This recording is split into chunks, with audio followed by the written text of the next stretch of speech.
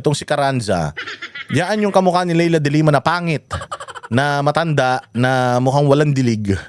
Yan yung nag-deny. Yung nagbasa ng denial ng ICC sa lahat ng mga motions ni Pangulong Duterte para, or ni Kaufman para makalabas pansamantala si Pangulong Duterte. At nakita nga talaga natin, sobrang bias talaga noong kanilang decision. Considering na ang pinag-uusapan natin dito is human rights violation. Si Pangulong Duterte bilang isang akusado pa lang na hindi pa nabibigyan ng araw kung kailan yung talagang trial niya, halos 1 taon nang nandiyan na mag-isa lang sa kanyang malamig na kwarto, considering na human rights 80 anyos na siya, hindi na siya kumbaga, hindi na siya malakas. Kung si Bato de la Rosa nandiyan dyan, kaya niya sarili niya. Pero si Pangulong Duterte hindi At 80 plus years old, talagang kailangan meron na siyang help. Kailangan talaga meron na siyang 24 hours na na kasama na nag-a-adhere sa kanyang mga whims or pangangailangan. Oo, so dininay nila ito sa isang 80 plus years old na matanda na dati pang presidente at mahal ng mga Pilipino. Kaya sabi namin, tangina nyo, makakarma din kayo. O eto na nga, dumating na ang karma nila. O tingnan nyo ang nirereklamo ng mga hinayupak. Is designated to block property and to ban immigration. And essentially, they're intended to block our accounts, bank accounts, not only in the United States, which for me is not of no significance, but also in Europe. But the thing is that in Europe, the accounts we have are in European banks that normally should work independently from any policy from the United States. So at the beginning, I was called from the bank. I wouldn't. Diba? So ang nangyari, the United States nagbagsak ng sanction sa kanila. Di ba? Nagbagsak ng sanction sa kanila. Ngayon, ang pinagtataka daw nitong mga ito, yung mga pera namin dito sa Europe, in euros. In euros yung namin, yung pera namin dito. Nagtataka kami, bakit naka-receive kami ng tawag mula sa mga European banks na kung saan yung mga pera namin. Na naka-freeze yung mga accounts namin. O nakakapagtaka. In euros Ang di naisip nito ni ate, halos lahat ng mga kumpanyang malalaki, especially insurance companies, banking, merong may partnership or merong tawag dito, merong shares ang isang kano na business entity. So ang akala nila kaya mayabang tong mga to, akala nila sa Europe untouchable yung pera nila. Hindi nila alam na even the banks in Europe, yung Amerika, may mga investments yan. At kapag may investment ang Amerika sa bangko na yan, meron siyang kapangyarihan na mag-desisyon according sa kanyang shares. Kaya ngayon, ang laki ng problema nito mga putang ina nito. Kasi ang ngiyabang nila, sabi nila kasi Amerika man lang yan, wala man akong dollar account sa Amerika, pero hindi nila alam, tangina matalino si Donald Trump. Sabi ni Donald Trump, ganun O sige, tingnan natin. Ayan na nga. Say the name now to announce me that they were canceling my credit card and that I couldn't move any bank account in dollars. I couldn't touch it because they are like kind of freeze. Diba? Naka-freeze. Yung kanyang credit card, canceled. Halimbawa, ano ba yung credit card mo? Mastercard. Ano ba yung credit card mo? Visa. Ano ba yung credit card mo? Ano ba yung mo? Ano ba yung bangko na ano ba yung bangko mo? Ang bangko ko is for example, ano ba mga bangko sa Amerika?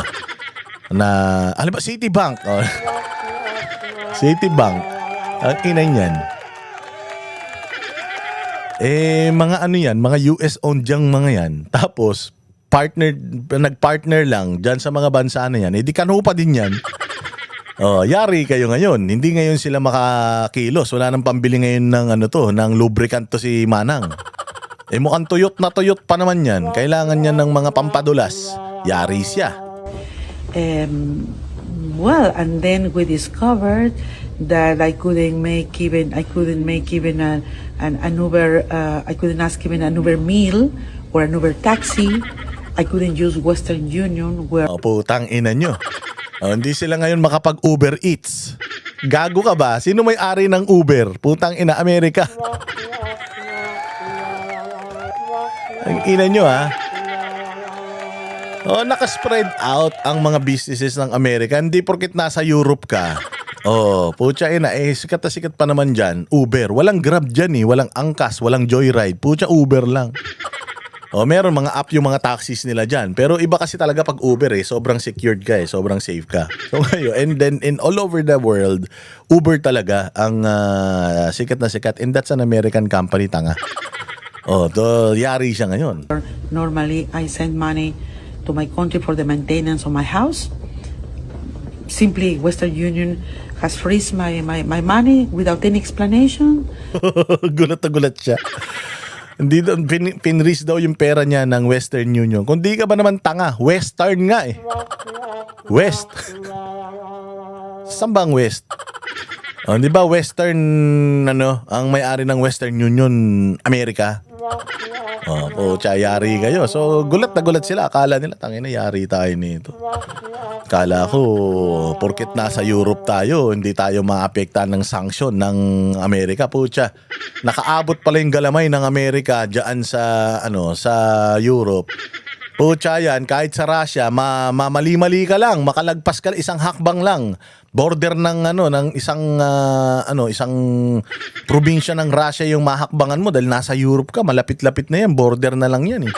Bigla kang napunta ng mga border ng Russia, napahakbang ka ron, pucha, kulong ka. They don't receive calls, they don't say nothing. Simply, it's done. But the most interesting thing or terrible thing here is that the sanctions are not only against us, the judges, for our job, but against our families. In my case, they affected also my daughter. Oh, putang ina ka. Tinan mo? Oh, ngayon nagagalit ka dahil daw yung sanction daw sa kanya hindi lang sa kanya kundi sa mga pamilya nila. Oh, putang ina mo. O, hindi ba ganyan din yung ginagawa nyo kay Pangulong Duterte? Dahil sa panggigipit nyo kay Pangulong Duterte, hindi nyo lang ginigipit ang pamilya niya or siya. Ang ginigipit nyo, pati pamilya niya. Pati yung mga Pilipino na nagmamahal sa kanya. Putangin na nyo, you reap what you sow. O, ngayon nararamdaman mo na kapag ginipit ka, hindi lang ikaw ang apektado, pati pamilya mo. Trabaho nyo yan, gawain nyo yan nanggigipit kayo Pangulong Duterte, may request, ginigipit ninyo. O kita nyo kung gaano kahirap yung ginagawa ng mga anak niya na kailangan magpalit-palit para lang magpunta dyan. Sila din apektado sa ginagawa nyo O, si Pangulong Duterte, kung inilabas mo yan, tapos ang pamilya niya naglagay ng mga tao na mag-aalaga sa kanya, do you think kailangan pang umalis nila Inday, nila Pulong madalas para lang bisitahin yung tatay nila lalo na ng ganun katagal? Hindi na nila kailangan magstay dyan ng sobrang tagal. Kasi nga alam nila na yung tatay nila is well taken care of. Pwede na rin sila mag-cellphone, mag-video call. Oh, kaya lang hindi dahil sa political pressure na ginagawa ninyo sa Pangulo ng Bayang Pilipinas na pinakamagaling, apektado lahat. Maraming pa nga mga Pilipino na umalis sa trabaho nila para lang mag-focus dyan sa Duterte Street Oh. So apektado lahat. So ikaw naapektuhan yung anak mo, pamilya mo, buti nga sa'yo. Ang ina ninyo wala kayong mga prinsipyo Visa. I have a daughter who is a high-level professional also, and they sent an email to her saying that prudently they have canceled her visa without any explanation. So to United States. So anong pakiramdam ngayon na yung gawain nyo nararamdaman ninyo? Anong pakiramdam ngayon, ma'am? Tangina nyo, pakyo kayo, mabuti nga sa inyo. Intend here to go in for some capacity building, giving conferences or making business in United States. she's an international lawyer. So it's really the most sad part for me of the sanctions. And also I have heard from my colleagues that the sanctions have affected their husbands, their wives, other children, etc. So this is the this is the worst part. For me, I don't have I come from Peru and Latin America, and we are not so used to have these digital accounts. I don't have PayPal, I don't have Amazon accounts, but my colleagues, they they have, and they now cannot use their accounts. Also in my country, I cannot move my accounts in dollars. They say that I am ineligible to move my accounts, my own accounts. So this is the way we cannot buy flight tickets, etc. Just to highlight that why the judges now and this court is not deterred, because at least in my case, and I think that I am speaking for my colleagues, we don't think, at least me, I am not here because I need the job. I'm not here because I need the money. I'm here because I feel that I have a mission for humanity. The work of the International Criminal Court is for humanity, as Nelson Mandela said. The cause of the International Criminal Court is the cause of humanity. And this is why we are resilient, and this is why we need not only to stand together as judges, but the entire international community needs to do that. Ulul! Ang ina nyo, kayo lang. Interest mo lang yan eh. Anong humanities ang sinasabi mo? Gago, wala nga kayong humanitarian ethical standards eh. Putya, humanities, ang hinihingi ni Pangulong Duterte sa korte ninyo is humanitarian considerations, dahil matanda na yung tao, akusado pa lang siya, pero kailangan nakakulong na siya dyan. Hindi naman siya humihiling na i-release nyo ako, ibalik nyo ako sa Pilipinas. Hindi naman siya humihiling na gano'n. Hinihiling lang ng kampo niya, lumabas siya from that detention facility because it will deteriorate his health. Yung kanyang mental health, yung kanyang physical health, dahil mag-isa siya dyan, magdi-deteriorate kapag mananatili siya dyan na nakakulong. Ilalabas lang siya kahit sa ospital o kahit sa bahay, kahit saan. Basta wag lang sa piitan na limitado yung mga makakausap niya, limitado yung kanyang mga galaw. Wala pa naman siyang wala pa naman siyang akusado pa lang siya, hindi naman siya hindi pa naman siya guilty. Ipinagkait niyo yun sa kanya. So ngayon, yung feeling ninyo na mga na inhumane na nararamdaman nyo ngayon, ano ngayon ang pakiramdam? Kapag feeling mo nasa tama ka naman, feeling mo maayos naman yung ginagawa mo pero ginigipit ka, anong pakiramdam? Because as such, we are working also, as always, for peace and global security. But still, I am Latin American, still I am Peruvian. So we are very resourceful people in my country. So I'm having my strategies which I won't reveal. But it is true that living in Europe, where you don't use digital, you don't use cash, it's very difficult to carry out. But none of this have or deterred us as judges, because those sanctions are designated to attack our independence as judges. And we are not giving up our independence. As judges, we are more united than ever, and we are carrying out our daily functions with the best of our abilities. Although it has impacted the court, the personnel, morale, and etc. But now we are doing well. I think that the court has proven to be very resilient, and the judges as well. Well, I would say that at the beginning it was very difficult, but we gathered with the judges, the affected judges, we gathered with the Dutch authorities, from the Ministry of Foreign Affairs, also from the Economic Affairs. So we asked them to support us in a very practical manner. I remember to that I said to these high officials that I feel defenselessness, because if they can do nothing, if they are doing over compliance of these sanctions, then where is the sovereignty of this country? Because the banks are independent. Why they should be subordinated to the American policies? I think that this impacted in the authorities, because we also, all the colleagues, we narrated how we were doing and the difficulties. And as they feel, I think, a little bit ashamed.